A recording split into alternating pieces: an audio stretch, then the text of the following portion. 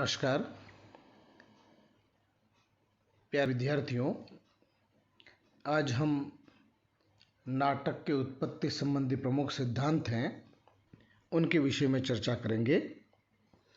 नाटक का उद्भव एवं विकास, इस विषय के अंतर्गत नाटक की उत्पत्ति के विषय में विभिन्न विद्वानों के द्वारा भिन्न भिन्न मत प्रतिपादित किए गए हैं।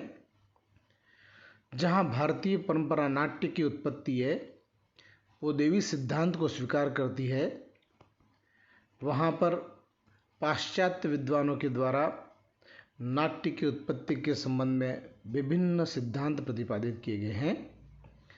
नाटक की उत्पत्ति के संबंध में जो प्रमुख मत हैं उन मतों को हम आज चर्चा करेंगे। सबसे पहला मत है भारतीय मत, जिसे देववाद के नाम से जाना जाता है। इस मत के अनुसार भारतीय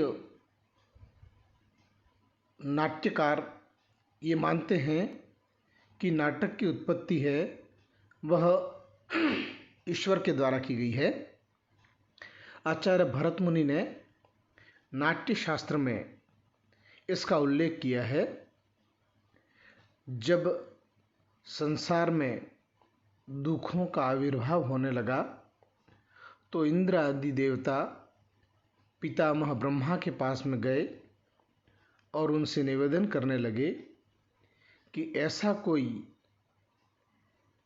काव्य का निर्माण कीजिए जो संसार के लोगों के दुखों को और परिश्रम को आनंद में प्रदान कर सके।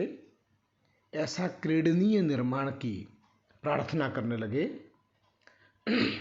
तब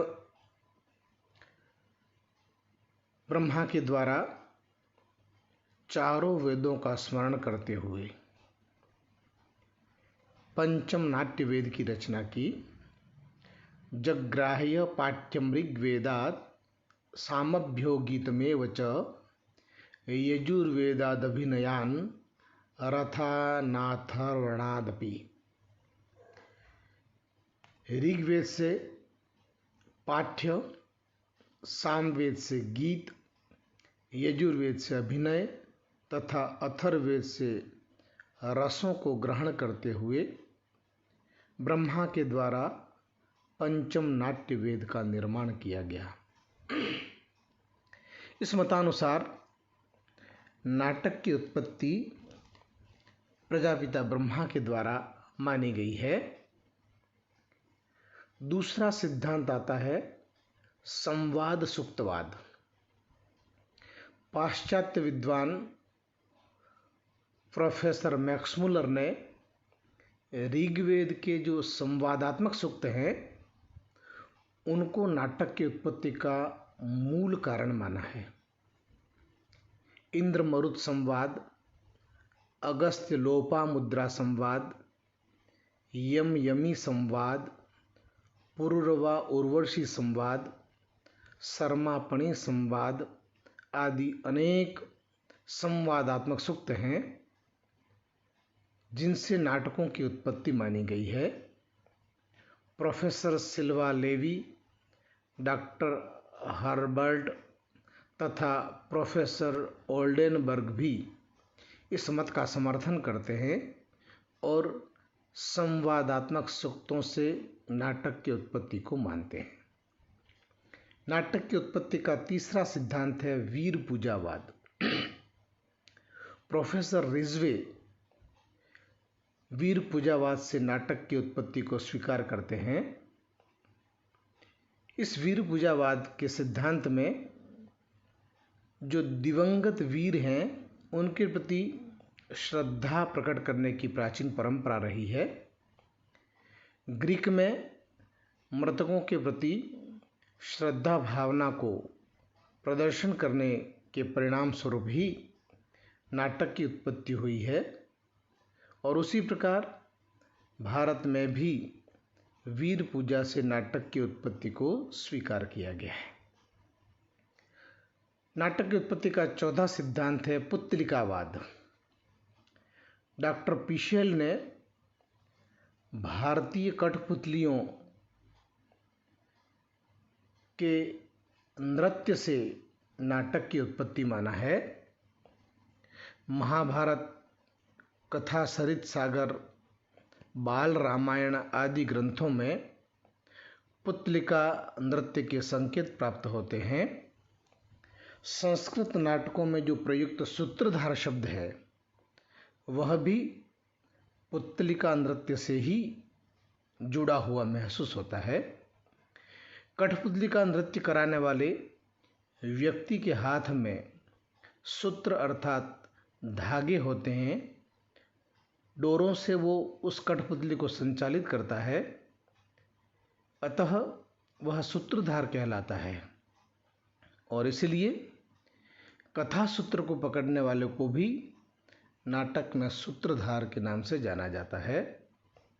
तो कठपुतलियों के नृत्य से नाटक की उत्पत्ति हुई होगी, ऐसा सिद्धांत इस मत के अंतर्गत माना गया है। पांचवा सिद्धांत है छाया नाटकवाद। इस मत के अनुसार डॉक्टर पिशेल ने छाया नाटकों से नाटक की उत्पत्ति मानी है। छाया नाटक क्या है कि पर्दे के पीछे से एक अभिनय दिखाया जाता है और उसके माध्यम से इस नाटकों की उत्पत्ति हुई होगी, ऐसा माना जाता है। डॉक्टर ल्यूडर्स एवं स्टेन कोनो भी इस मत का समर्थन करते हैं। अगला सिद्धांत है मेपोल सिद्धांत। मेपोल सिद्धांत के मतानुसार पाश्चात्य देशों में मई माह में अनेक उत्सव मनाए जाते हैं, जिसमें एक पोल गाड़कर और उसके चारों तरफ स्त्री और पुरुष मिलकर के सम्मिलित रूप से नृत्य करते हैं। इस मेपोल नृत्य से ही कालांतर में नाटक की उत्पत्ति हुई है, ऐसा माना जाता है। सातवां सिद्धांत है प्रकृतिवाद। डॉक्टर कीथ ने प्राकृतिक परिवर्तनों को मूर्त रूप में प्रस्तुत करने के लिए मानव की मनोवृत्ति से ही नाटक की उत्पत्ति मानी है। उन्होंने महाभाष्य में उल्लिखित कंसवध नामक नाटक के पात्रों में रक्तमुख तथा कृष्णमुख होकर अभिनय करते हैं। इस नाटक का उद्देश्य हेमंत ऋतु पर वसंत ऋतु की विजय दिखलाना है। तो ऐसे प्राकृतिक परिवर्तनों को आधार मानकर भी नाटकों की रचना हुई होगी, ऐसा माना जाता है। अगला सिद्धांत है लीलावाद। कुछ विद्वानों के द्वारा यह माना जाता है कि रामलीला तथा कृष्ण लीला इनके अनुकरण के आधार पर नाटक की उत्पत्ति हुई होगी। राम और कृष्ण ये दो ऐसे अवतारी पुरुष हुए हैं जिनकी लीलाओं का मंचन प्रायः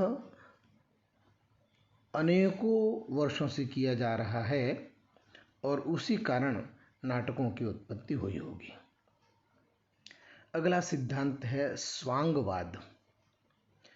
प्रोफेसर हिलब्रेंट तथा स्टेन कोनो, इनका ये विचार है कि भारत में काफ़ी पहले से स्वांग अत्यधिक लोकप्रिय रहा है।